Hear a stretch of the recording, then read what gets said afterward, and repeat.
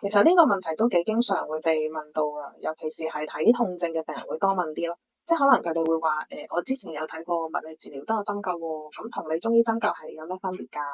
咁其實痛症呢方面咧就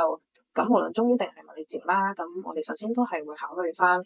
關節嘅結構啦、肌肉韌帶嘅損傷，咁落針咧去鬆解翻一啲肌肉嘅黏連，去促進佢局部消炎嘅效果啦。咁但係個動作即係做嘅嘢，可能吉針呢樣嘢睇落去係一樣啦，咁但係背後個理論咧其實係完全唔一樣，個思維都係唔同嘅。咁我哋中醫嘅針灸咧，其實仲會有一樣嘢叫做整體觀念，就係除咗患者局部嘅問題之外咧，我哋仲會考慮埋佢整體氣血陰陽嘅平衡啦。咁所以有陣時好多時我哋落針咧就唔係淨係佢患處嗰度落針咯，即係如果用其他病去講，可能會容易，即係大家會容易啲理解，就係可能個病人睇肚屙嘅，我肚屙唔係應該淨係針個肚咩？咁點解醫師針埋我隻腳嘅？有啲可能針埋隻手啊咁樣。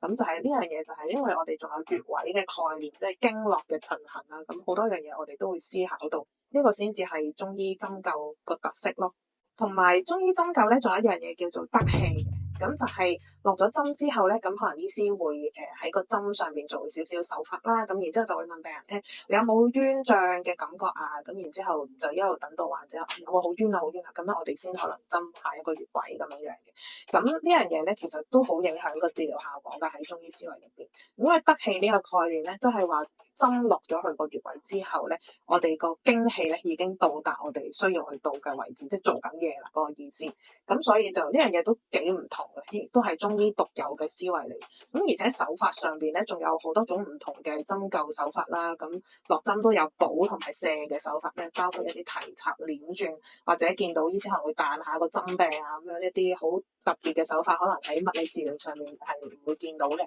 咁同埋喺針灸嘅基礎之外咧，咁我哋都仲有好多嘅變化嘅，即係譬如溫針灸啊、刺絡放血啊、梅花針啊、火針啊、小針刀呢啲，都係喺用針嘅基礎上面再演變出嚟嘅一啲特殊嘅治療方法，咁都係可以針對唔同嘅情況咧去揀翻適當嘅治療。